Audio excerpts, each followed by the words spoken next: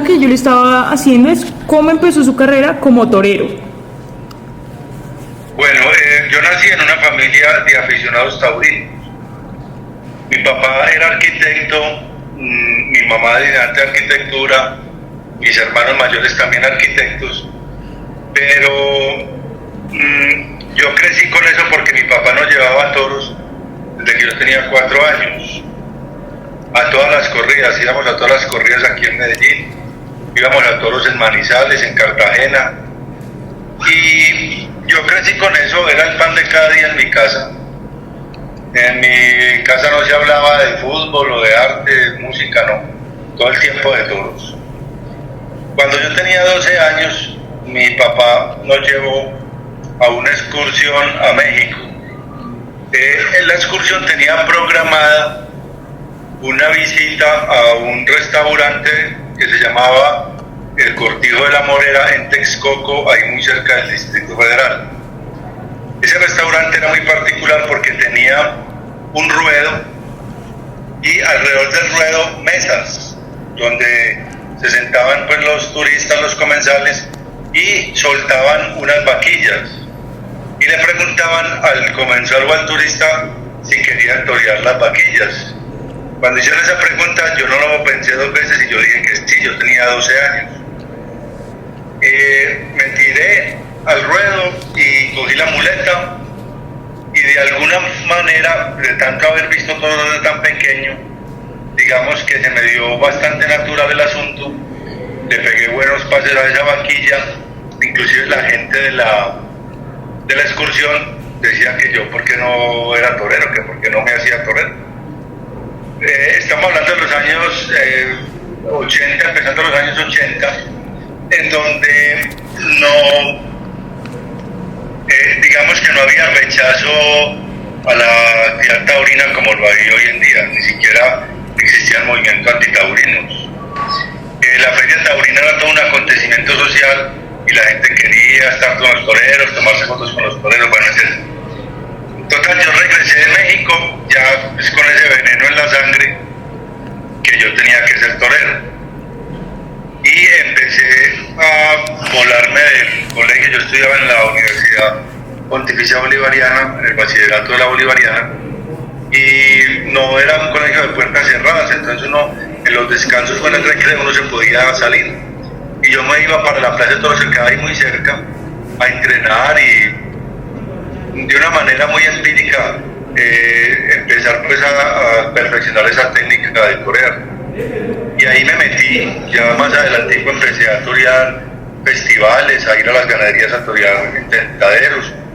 Y bueno, ya con 14, 15 años ya estaba toreando novilladas sin picadores, con picadores. Y cuando tenía 18 años recién cumplidos, toreé aquí en la feria de Medellín. Resulté ganador del trofeo.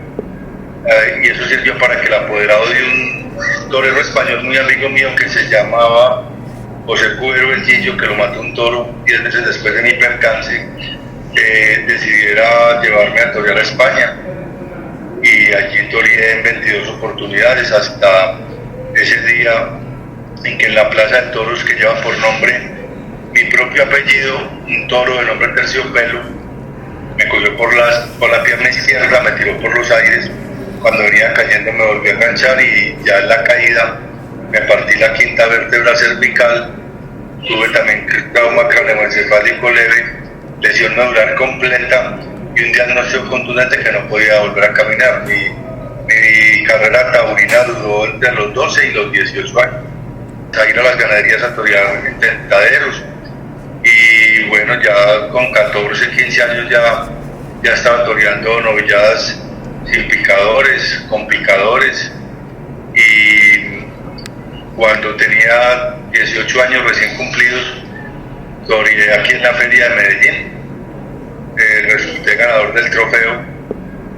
Y eso sirvió para que el apoderado de un torero español muy amigo mío que se llamaba José Cubero El Gillo, que lo mató un toro 10 meses después de mi percance, decidiera llevarme a torear a España. Y allí toreé en 22 oportunidades hasta ese día en que en la Plaza de Toros, que lleva por nombre mi propio apellido, un toro de nombre Terciopelo, me cogió por la pierna izquierda, me tiró por los aires. Cuando venía cayendo me volví a enganchar y ya en la caída me partí la quinta vértebra cervical. Tuve también trauma craneoencefálico leve, lesión medular completa y un diagnóstico contundente que no podía volver a caminar. Mi carrera taurina duró entre los 12 y los 18 años. Ok. Entonces, bueno, a partir de esto que nos cuenta y en el tiempo que usted duró, que pues relativamente no fue mucho y fue muy joven, ¿cuál cree usted que es la esencia de la corrida en sí? Bueno,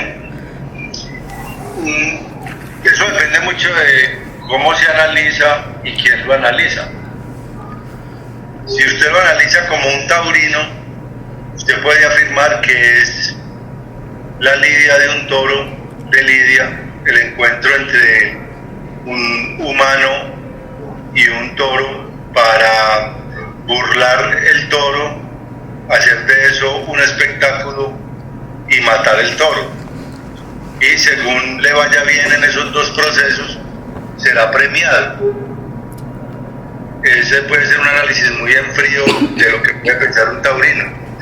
Si usted lo analiza desde el punto de vista de una persona que no lo sea, es llevar un ser inocente, un animal dotado de un sistema nervioso central que obedece a los estímulos del dolor de la misma forma que el nuestro, a un sitio extraño para él, en donde se le tortura y se le mata sin entender el porqué. Entonces los análisis de la tauromaquia dependen mucho de quién los haga. Bueno, nosotros sabemos que usted es un animalista ahora, entonces queremos saber que en esta etapa nueva de su vida, ¿cómo ve usted el futuro de la tauromaquia? Bueno, aclarar que yo me hice animalista en mi proceso de rehabilitación en un país no taurino, en los Estados Unidos, ante el rechazo generalizado que yo encontraba cuando manifestaba que yo había quedado discapacitado por una cornada, pues en una corrida de toro.